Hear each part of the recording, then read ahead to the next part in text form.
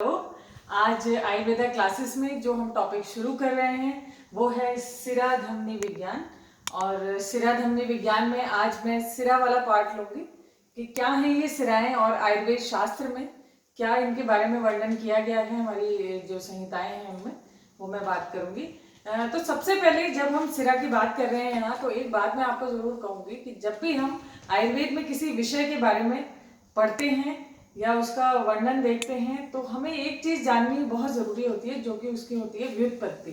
तो व्युत्पत्ति क्या है? ये उत्पत्ति की तरह ही है व्युत्पत्ति, बट ये इस तरह होती है जैसे हम इंग्लिश में लिटरल मीनिंग कहते हैं कि जो शाब्दिक अर्थ है व्याकरण शास्त्र में उस शब्द का क्या अर्थ है, वो कहाँ से निकला है, तो उसी को हम व्युत्पत्ति कहते हैं। जबकि जो उत्पत्ति है उसे हम ओरिजिन इंग्लिश में कह देते हैं कि जो अभी हम मानव शरीर रचना पढ़ रहे हैं तो जो उत्पत्ति होती है वो मानव शरीर में उस पर्टिकुलर संरचना की उत्पत्ति किस प्रकार हुई, कहाँ से हुई, कैसे हुई, वो उसकी उत्पत्ति है। तो अभी हम पहले बात करेंगे व्युत्पत्ति की कि शाब्दिक अगर हम देखें तो व्याकरण शास्त्र में सिरा का क्या अर्थ लिया जाए। तो जब व्युत्पत्ति की हम बात करते हैं, देखिए अलग अलग आचार्यों ने अलग अलग मत दिए, पर काफी हद तक सबका कहना एक ही है। आचार्य सुश्रुत ने सूत्र स्थान में कहा शरणात् सिरा। तो सबसे पहली बात जो सिराओं के विषय में आई वो ये आई कि सिराएं वो हैं जिनमें शरण हो रहा है। शरण हो रहा है मीन्स कि एक मृदु गति से संचरण को हम शरण कहते हैं। तो जिसमें शरण है वही सिराएं हैं, इस तरह से सूत्र स्थान में है।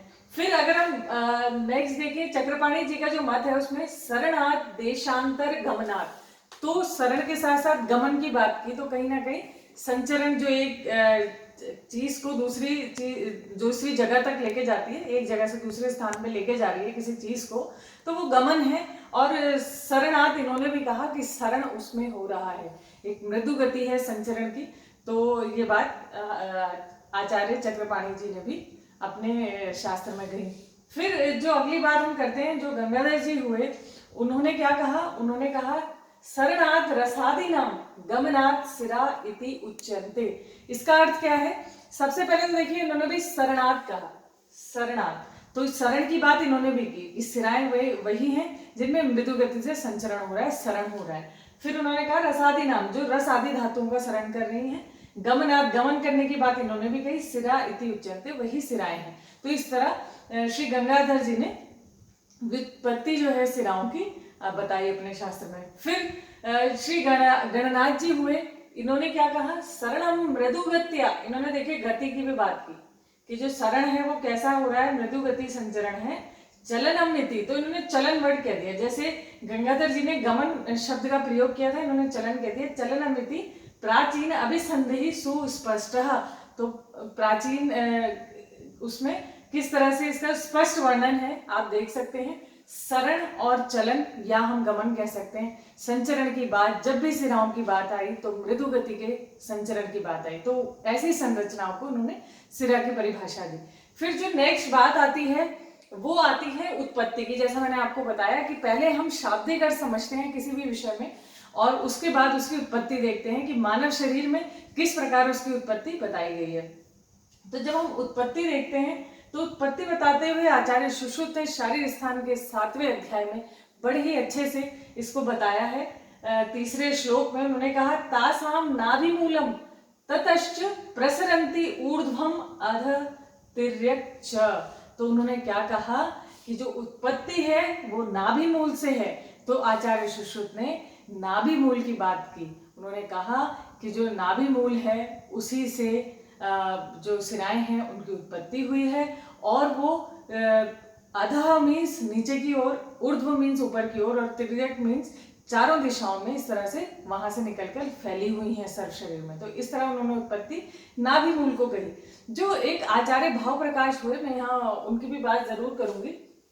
आचार्य जो भाव प्रकाश थे, उन्होंने आचार्य भाव प्रकाश ने भी जो आचार्य सुश्रुत थे उन्हीं को समर्थन दिया और उन्होंने भी सेम बात करी है। उनके अनुसार भी नाभिमूल से ही सिराओं की उत्पत्ति है।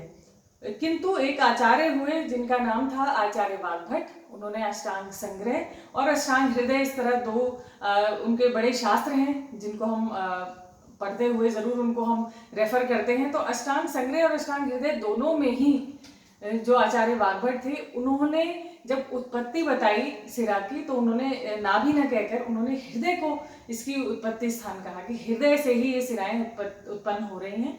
उसको उन्होंने मूल कहा, बेसिकली हम कह सकते हैं। जैसे उन्होंने नाभि मूलम कहा तो उन्होंने हृदय मूलम ऐसा कहा, हृदय को मूल माना उन्होंने दोनों ही संहिताओं में। और फिर उन्होंने कहा कि हृदय से निकलकर ये तिर्यक दिशाओं में, मतलब सभी तरफ ये फैली हुई हैं। तो इस तरह ये मत आपको याद रखना है कि आचार्य जो वाग्भट थे, उन्होंने आचार्य सुश्रुत को फॉलो ना करते हुए उन्होंने अपना एक अलग मत दिया है, जबकि आचार्य भाव प्रकाश जी ने सुश्रुत संहिता में जो दिया गया है वर्णन, उसी को समर्थन देते हुए अपने शास्त्र में उन्होंने वर्णन किया है। तो इस तरह वैसे हम अगर देखें तो मत किसी भी आचार्य के गलत नहीं है, और हम इसको अपनी तरह से अगर इंटरप्रेट करके समझें तो जो आचार्य सुश्रुत थे और आचार्य भाव प्रकाश थे, उन्होंने बेसिकली आप कह सकते हैं इंट्रा यूट्राइन लाइफ की बात करी। उन्होंने जो गर्भकालीन होता है मानव शरीर, उसकी शायद बात की है, क्योंकि आप भी सभी जानते हैं कि जो नाभि है उसी के द्वारा, नाभि नाड़ी के द्वारा माता के आहार रस से गर्भ का पोषण होता है पूर्णतया, है ना। तो इसी तरह हम समझ सकते हैं इस बात को कि शायद उन्होंने गर्भकालीन बात उन्होंने कही है। और जबकि जो आचार्य वाग्भट हुए, उन्होंने जन्म के उपरांत जिस प्रकार हृदय जो है सभी तरह सर्कुलेशन कर रहा है, तो हृदय को मूल माना है, तो हम इसको कह सकते हैं। फिर हम मॉडर्न में कई बार इसका कोरिलेशन किया जाता है कि सिराएं वेन्स हैं, तो हम बहुत ज़्यादा तो आयुर्वेद और मॉडर्न को कोरिलेट नहीं करना चाहिए मेरे मतानुसार, बट फिर भी क्योंकि यहाँ पे मृदु गति की बात हुई है, तो हम सभी जानते हैं कि जो एक पैल्पिटेशन या एक ब्लड फ्लो, ब्लड प्रेशर की हम बात करें तो आर्टरीज में ज़्यादा होता है, जबकि वेन्स में कम होता है। तो इसीलिए हम कह सकते हैं कि यहाँ पर जो मृदु गति बोली है वो इसी वजह से यहाँ पे कही गई है। फिर हम आगे बात करते हैं, जब उत्पत्ति की हम यहाँ बात कर रहे हैं, तो उत्पत्ति को नाभि मूल जब आचार्य सुश्रुत ने कहा, तो बड़ा सुंदर एक उदाहरण उन्होंने दिया। और उदाहरण किस तरह दिया, नाभिस्थः प्राणी नाम प्राणः प्राणान अभिव्युपाश्रितः सिराभिरावृतः सिराभिआवृतः नाभिश्चक्रनाभिर्वारकै।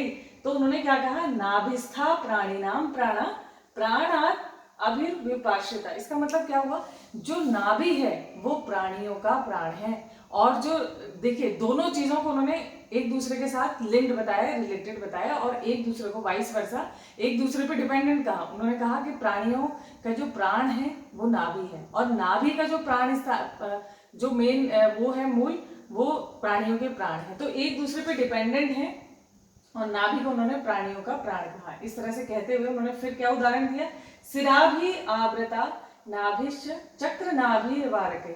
इसका मतलब क्या हुआ, जैसे आपने पहिया देखा होगा, तो पहिया क्या होता है, गोल पहिया, और उसका एक सेंटर पॉइंट होता है जहाँ, जिसको हम एक्सिस भी कह सकते हैं, उसके साथ बहुत सारी ऐसे तिल्लियां लगी हुई रहती हैं।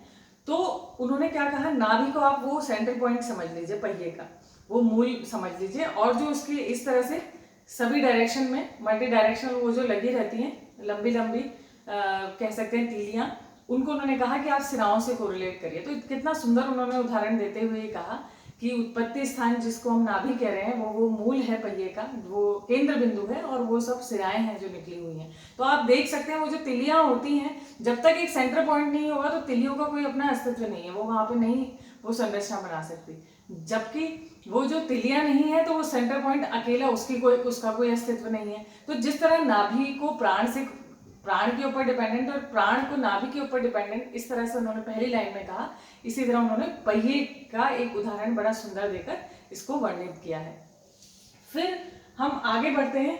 उन्होंने उत्पत्ति बताने के बाद आचार्य सुश्रुत ने बड़े अच्छे तरीके से इस स्वरूप का वर्णन किया, और जब उन्होंने स्वरूप की बात की कि सिराओं का स्वरूप कैसा होता है, तो उन्होंने कहा, उन्होंने अगेन उसको भी उन्होंने एग्जाम्पल के तौर पे बताते हुए कहा, उदाहरण देते हुए बताया कि स्वरूप इसका बिल्कुल वैसा ही है जैसा कि आप कोरिलेट कर सकते हैं। जलहारिणियां होती हैं उपवन में, जो छोटे छोटे उपवन होते हैं, पार्क जिसे हम आजकल मॉडर्न टर्म्स में कह देते हैं, वहाँ पे छोटी छोटी जलहारिणियां होती हैं, और या फिर हम खेत से कह सकते हैं, खेत में बड़ी बड़ी क्यारियां होती हैं, इस तरह से क्यारियां बनी होती हैं। तो जिस तरह वो पोषण करती हैं खेत का या उपवन का, जलहारिणियां और क्यारियां, उसी प्रकार सिराएं जो हैं सर्व शरीर में तिर्यक फैली हुई उसका पोषण करती हैं। तो उस एक तरह से उन्होंने महत्ता भी उसकी बताई सिराओं की, कि क्या वो कर रही हैं। फिर अगली बात आती है संख्या की। तो सिराएं मानव शरीर में कितनी हैं, अब ये बात आती है। तो अगर हम संख्या की बात करें तो सिराएं 700 हैं। और ये जो 700 सिराएं हैं उनका उन्होंने फर्दर डिवीजन किया है, हम कह सकते हैं। तो 4 प्रकार के उन्होंने कहा जो ये 700 सिराएं हैं उनमें से 4 प्रकार की उन्होंने मूल सिराएं गई। वातवाह, पित्तवाह, कफवाह और रक्तवाह। तो इस तरह से उन्होंने कहा ये जो 4 हैं ये मूल सिराएं हैं। और ये जो मूल सिराएं हैं 10 + 10 + 10 + 10 इस तरह से ये हुई 40। अब इन्होंने क्या कहा, जब संख्याएं बताई उन्होंने कहा कि ये जो मूल सिराएं हैं जो कि प्रत्येक सिरा 10 10 10 10 इस तरह से उन्होंने बताया कि 40 हैं। वैसे अगर हम काउंटिंग करें तो इन्होंने कहा कि जो प्रत्येक एक प्रकार की सिरा है, जैसे वातवाह 10 सिराएं हैं, तो इनका फर्दर उन्होंने कहा ब्रांचिंग हुई, आगे जाके विभाजन होता है 175 में। तो अगर प्रत्येक का 175 में होगा तो आप इसको गुणा कर सकते हैं 4 से, तो ये कितनी हो गई, ये हो गई पूरी 700। तो इस प्रकार ये गणित लगती है यहाँ पे। तो गणना की बात मैंने की कि 700 सिराएं हैं टोटल। एक बार मैं आपको दोबारा से बता दूं, 700 सिराएं हैं संख्या में। अगर हम प्रकार की बात करें तो 4 प्रकार की ये होती हैं, वातवाह, पित्तवाह, कफवाह और रक्तवाह। ये जो 4 प्रकार की सिराएं मैंने आपको बताई ये मूल सिराएं हैं, ये मेन है। जैसे कि हम जब हार्ट और सर्कुलेशन की बात करते हैं तो एओर्टा मेन हम आर्टरी मानते हैं, फिर वहां से डिवीजन है, या फिर हम वेन्स में भी कोई मेन वेन मानते हैं जहाँ पे मेन ड्रेनेज होता है। तो वैसे ही उन्होंने मूल सिराओं की बात की। उन्होंने कहा 4 प्रकार की मूल सिराएं हैं जो कि 10 10 10 10 इस प्रकार 40 हैं। और प्रत्येक मूल सिरा का फर्दर विभाजन है, आगे जाके फिर ये विभाजित होती है 175 सिराओं में। तो ये 4 प्रकार की मूल सिराओं की 175 जो विभाजन है, अगर हम इनको टोटल करते हैं तो ये हो जाते हैं 700। तो इस प्रकार की ये गणना की गई है सिराओं की। फिर बात आती है कि ये जो अलग अलग हम बोल रहे हैं मूल सिराएं हैं, इनका नाम हम अलग दे रहे हैं, इनको हमने अलग तरह से विभाजित किया है, इसका क्लासिफिकेशन हम पढ़ रहे हैं। तो क्या इनके प्राकृत कर्म क्या हैं, क्या इनके व्याकृत कर्म हैं और क्या इनके लक्षण हैं, हम कैसे पहचानेंगे कि हाँ ये वातवाह है या पित्त है, या हम कैसे इनको डिफरेंशिएट करेंगे।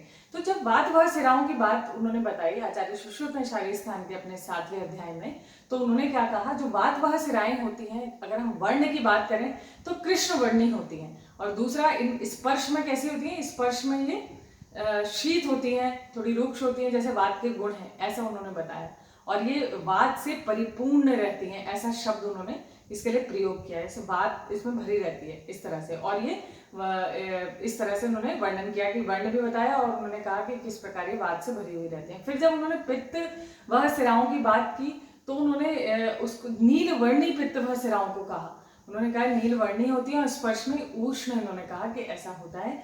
पित्त वह सिराएं जो होती हैं वो स्पर्श में उष्ण है और वर्ण में ये नील वर्ण की होती है। फिर कफवाह सिराओं की बात उन्होंने जब करी तो उन्होंने क्या कहा, शीत और स्निग्ध होती हैं, शीत होती हैं और स्थिरता इनमें होती है। स्थैर्य एक वर्ड भी उन्होंने प्रयोग किया है, तो इस तरह उन्होंने कहा। और स्पर्श में कैसी होती है, शीत, शीत स्पर्शी उन्होंने शब्द कहा। और उन्होंने कहा जो श्लेष्म या कफवाह सिराएं होती हैं वो स्पर्श में शीत होती हैं। फिर बात आती है रक्तवाह सिराओं का। तो रक्तवाह सिराओं के लिए उन्होंने सबसे एक इम्पॉर्टेंट बात क्या कही, उन्होंने यही कही कि ये जो सिराएं हैं ये ना अति उष्ण हैं ना अति शीत हैं। तो इस तरह उन्होंने इसकी बात की। तो इस प्रकार उन्होंने बेसिकली ये लक्षण बताए कि कैसे हम इनको समझेंगे। फिर उसके बाद बात आती है इनके प्राकृत और व्याकृत कर्मों की। तो ये जो वातवाह सिराएं हैं इनका प्राकृत कर्म जब उन्होंने बताया तो उन्होंने कहा ये वातवाह सिराएं शुद्ध वायु को लेकर और संपूर्ण शरीर में संचरण करती हैं और साथ ही साथ जो वात के प्रमुख स्थान है उनका पोषण भी करती हैं। तो इस तरह से उन्होंने प्राकृत कर्म बताया। फिर इसके अलावा जो प्राकृत कर्म होते हैं वायु के, वो उस तरह के जितने भी कर्म हैं वो सब उन्होंने बोला कि ऐसा ये वात व सिराएं जो हैं अपना पोषण देते हुए करती हैं, प्राकृत कर्म करती हैं। जबकि जब वैकृत कर्म की बात आती है तो वैकृत कर्म के लिए उन्होंने कहा क्योंकि विकृत हो गई हैं ये सिराएं, तो अशुद्ध वायु को लेकर ये सर्व शरीर में संचरण करती हैं और जो वातजन्य रोग हैं उनको उत्पन्न करती हैं। जोड़ों में दर्द होगा, पेट में अफारा होगा, इस तरह के जितने भी वातज हमें परेशानियां होती हैं, वैकृत वात के हमें जो लक्षण आने लगते हैं वो सब इसके कारण होने लगते हैं। फिर बात आती है प्राकृत कर्म पित्तज, जो पित्त व सिराएं हैं उनका अगर हम प्राकृत कर्म देखें तो ये जो पित्त व सिराएं हैं ये जो पित्त के स्थान हैं, प्रमुख स्थान है, वहां जाकर वो पोषण करती है। इसके अलावा ये जो पित्त व सिराएं हैं इनके द्वारा बहुत से और अन्य कार्य भी उन्होंने कहे। उन्होंने कहा कि ये जो है, जो हमारा भोजन में रुचि है, जठराग्नि को प्रदीप्त रखना है, ये सब वात व सिराओं के द्वारा ही ऐसा होता है। तो आप इसके अपोजिट में वैकृत कर्मों को समझ सकते हैं कि अगर ये वैकृत हो जाती है और वैकृत कर्म करने लगती हैं पित्त व सिराएं, तो ये भोजन में अरुचि नहीं रहेगी, जठराग्नि हमारी मंद हो जाएगी, इस तरह के लक्षण हमको आने लगेंगे। फिर उसके बाद आती है कफ व शिराएं। इनका प्राकृत कर्म क्या है? ये स्निग्ध रखती हैं, स्थिरता रखती हैं शरीर में और स्निग्धता बनाए रखती हैं, तो बल देती हैं, ये इस तरह के इनके कार्य हैं। और अगर ये वैकृत अवस्था ले लेती हैं तो वैकृत कर्म इनके क्या हैं कि जैसे शरीर में आप समझिए कि स्निग्धता कम हो जाती है और जैसे जोड़ हैं आपके तो जोड़ों में घिसना शुरू हो जाएगा क्योंकि वहाँ का जो स्निग्धता है वो काफ़ी कम हो जाती है, स्नेह कम हो जाता है, प्रॉपर पोषण नहीं दे पाती, जहाँ पर देना चाहिए कफ के स्थान है उन्हें पोषण नहीं दे पाती। तो इस तरह के देखने को मिलते हैं कर्म। इसके अलावा जो हम देखते हैं रक्त व सिराएं, जब इनका प्राकृत कर्म देखा जाता है तो बेसिकली रक्त को प्रॉपर पोषण देने का काम करती हैं और सभी प्रकार का जो पोषण है वो रक्त के द्वारा सब जगह संचरण करती हैं। और अगर ये वैकृत, अगर हम बात करें वैकृत अवस्था में आ जाती हैं तो वैकृत रक्त व सिराओं के द्वारा क्या होता है, रक्तजन्य व्याधियां हो जाती हैं विभिन्न प्रकार की, जैसे रक्तपित्त हो जाएगा और इस तरह के और भी जितने भी रक्त से रिलेटेड जितने भी हमारे व्याधियां होती हैं वो सब देखने को मिलती हैं। तो इस तरह से ये सब इनके वैकृत और प्राकृत कर्म की मैंने बात की बिल्कुल इनका बेसिक्स में, तो ये आई होप आपको समझ आया होगा। फिर उसके बाद जो एक टॉपिक बहुत इंपॉर्टेंट है सिराओं से रिलेटेड वो है सर्ववहत्व। आचार्य सुश्रुत ने गणना और इसका स्वरूप और ये जो डिविजन्स बताए इन सब का जब डिस्क्रिप्शन किया उसके बाद उन्होंने एक बात की कि सिराएं जो है वो सर्ववाही हैं। तो सर्ववहत्व क्या है ये मैं आपको बताती हूँ। उन्होंने कहा न ही वातम सिरा काश्चिन्न पित्तम केवलम तथा श्लेष्माणम वा वहन्तेता अतः सर्ववहा स्मृता। तो उन्होंने शारीर स्थान के 7 चैप्टर में 7वें अध्याय में 617वां श्लोक है, बड़ा ही सुंदर उन्होंने वर्णन किया क्योंकि वो इससे पहले जितने भी हमने ये डिफरेंट प्रकार की मूल सिराएं हमने बात की थी, उनके प्राकृत वैकृत लक्षणों की हमने बात की, तो उन्होंने एकदम उसके बाद ये बात की है, तो इसका कुछ महत्व है। उनका कहने का क्या तात्पर्य है कि जैसे हमने कहा वात वहा सिराएं, तो हमने कहा कि वो कहीं ना कहीं वात दोष से रिलेटेड हमने कहा, लेकिन उन्होंने क्या कहा, ऐसा कोई मतलब नहीं है कि जो वात वाही सिराएं हैं उसमें सिर्फ वायु को ही लेकर वो संचरण करती है, या जो पित्त व सिराएं हैं, देखिए ना ही वातम सिरा काश चिन्ह पित्तम केवलम तथा, ना कि ऐसा है कि जो पित्त वाही सिराएं सिर्फ पित्त को लेकर संचरण करेंगी या कफ वाही सिराएं कफ को लेकर संचरण करेंगी। उन्होंने कहा ये जो हमने नाम दिए हैं ये बाहुलता के अनुसार दिए हैं, जबकि जो हर सिरा है, हर प्रत्येक सिरा है वो सभी दोषों को लेकर हमारे पूरे सर्व शरीर में संचरण करती हैं। और इसीलिए जब भी कोई व्याधि होती है तो हम देखते हैं कि जो संचरण है वो एक स्थान से दूसरे स्थान पर होता है सिराओं के द्वारा। तो ऐसा नहीं है कि एक पर्टिकुलर अगर हमने नाम दिया है तो वो वही दोष का लेकर संचरण करेगी, ऐसा उन्होंने कहते हुए उन्होंने कहा। इसीलिए उन्होंने नेक्स्ट लाइन में कहा श्लेष्माणम वा, यहाँ तक उन्होंने बात की कि हर दोष का अलग अलग उन्होंने डिस्क्रिप्शन करते हुए कहा कि ऐसा नहीं है कि वात वहाँ जो है वात को लेके चलेंगे, पित्त वह पित्त को लेके, या श्लेष्म वह श्लेष्म को लेके। आगे उन्होंने कहा बहन्त्येता अतः सर्व वहा स्मृता, जबकि ऐसा नहीं है और वो सभी दोषों का संचरण कर रही हैं सर्व शरीर में, तो इसीलिए उसको सर्ववाही की परिभाषा दी गई है। इसीलिए इसी को हम सिराओं का सर्ववहत्व कहते हैं। एग्जाम पॉइंट ऑफ व्यू से भी बच्चों के लिए बहुत इंपॉर्टेंट है, क्योंकि सर्ववहत्व सिराओं का सिद्ध करने के लिए आ जाता है। तो उसमें आपको इस तरह से जो आचार्य सुश्रुत ने अपने श्लोक में ये वर्णन किया है, इस तरह से आप उसको एक्सप्लेन कर सकते हैं। फिर नेक्स्ट जो पॉइंट आता है, बहुत ही इंपॉर्टेंट, अब नेक्स्ट पॉइंट पर मैं आ रही हूँ, अंतिम पॉइंट है और बहुत ही अच्छा इंपॉर्टेंट है कि आचार्य सुश्रुत ने कहा कुछ सिराएं जो होती हैं वो अवेद्य सिराएं हैं। तो अवेद्य सिराएं क्या है बेसिकली? देखिए क्या है, जब भी आयुर्वेद की बात आती है, आयुर्वेद चिकित्सा की बात आती है, तो आयुर्वेद चिकित्सा दो प्रकार की है। तो आयुर्वेद चिकित्सा में पहली चिकित्सा है शमन और दूसरी है शोधन।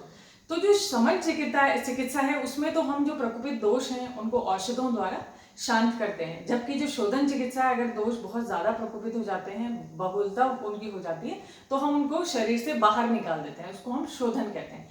तो शोधन चिकित्सा जब आचार्य सुश्रुत ने वर्णित की तो उन्होंने एक कर्म को इसमें लिया जिसको हम रक्त मोक्षण कहते हैं। तो रक्त मोक्षण में हम सिराओं के द्वारा जो दूषित रक्त है उसको शरीर से बाहर निकालते हैं, उसी के द्वारा दोष भी बाहर आते हैं। तो जब रक्त मोक्षण की बात हुई तो यहाँ सिरा का वेधन हमने बात की, तो सिरा का वेधन हम कर रहे हैं चिकित्सा रूपी। बट क्या है कि देखिए, जब आचार्य सुश्रुत ने सिराओं का वर्णन किया अपने अध्याय 7 में शारीरिक स्थान के, तो उन्होंने यहाँ पर अवेद्य सिराओं का भी वर्णन किया है।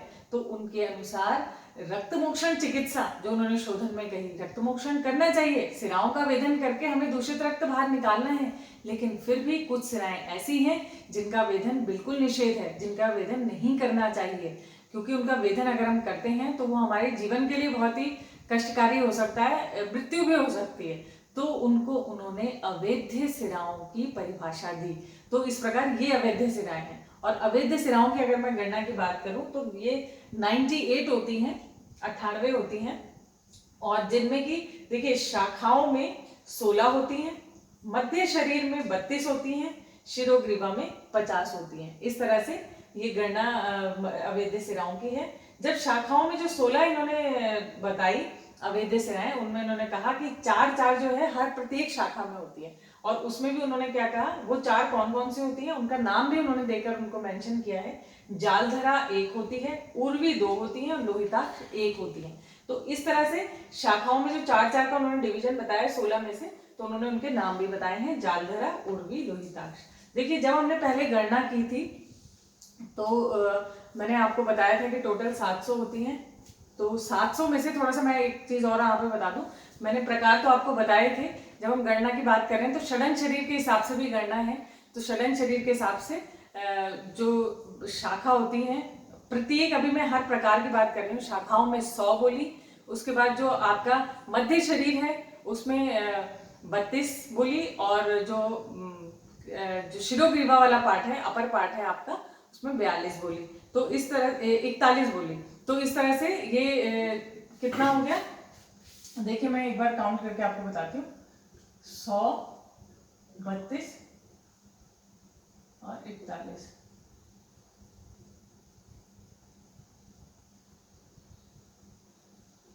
ये 34 होगी, तो ये 175 हो गई। देखिए आप देख सकते हैं इसको, ये षडंग शरीर के हिसाब से गणना में बताई नहीं थी मैंने आपको, तो मैं एक बार ये अंत में आपको थोड़ा सा बता रही हूँ। जब हम षडंग शरीर के हिसाब से देखते हैं, जो 6 डिवीजन किए गए हैं हमारे शरीर के, तो हमारी शाखाओं में होती है 100, मध्य शरीर में 34 और शिरोग्रीवा में 41। तो ये टोटल जो होता है वो 175 होता है। ये जो गणना है ये एक प्रकार की सिरा का है, जैसे बात वहा का है फॉर एग्जाम्पल। अब क्या है, क्योंकि 4 प्रकार की है तो हम इसको 4 से गुणा करेंगे, तो 175 को 4 से गुणा करते हैं तो आती है आपकी 700, तो आपकी गणना संपूर्ण हो जाती है। तो इस प्रकार ये सिराओं की आज हमने बात की, और सिराएं जो हैं वो हैं जिनमें सरण हो रहा है और पोषण का कार्य भी करती हैं, और ये 4 प्रकार की मूल सिराएं हैं इस तरह से, और 700 हैं टोटल अगर हम संख्या देखें। तो मुझे लगता है हम आज सिराओं के बारे में जो हमने डिस्कशन किया है आपको काफी हद तक ये समझ में आया होगा। जो इसका दूसरा पार्ट है अगला धमनी विज्ञान, मैं आगे बात करूंगी, और आई होप आप बहुत अच्छे से समझे होंगे। धन्यवाद।